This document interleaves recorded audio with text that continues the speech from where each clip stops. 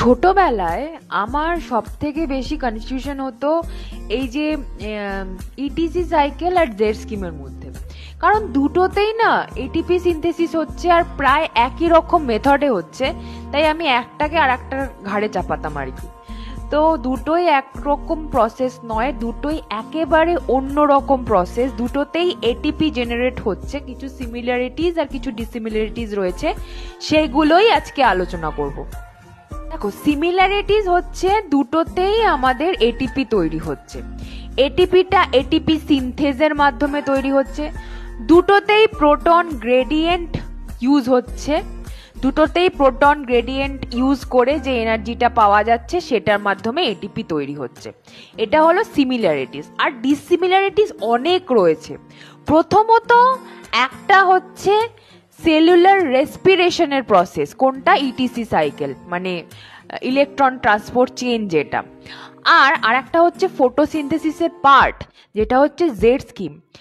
একটাই হচ্ছে H2 থেকে ইলেকট্রন বেরোচ্ছে, বেরিয়ে যাচ্ছে NADP এর কাছে, NADP কে বিজারিত করছে।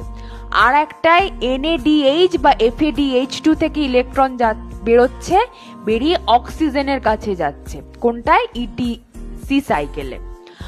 আর এখানে সব থেকে বড় ব্যাপার হচ্ছে, একটা হচ্ছে আমাদের যেটা আর কি জেড স্কিম, সেটা আমাদের হচ্ছে থাইলাকয়েডে, আর একটা ইটিসি সাইকেল হচ্ছে আমাদের মাইটোকন্ড্রিয়ার।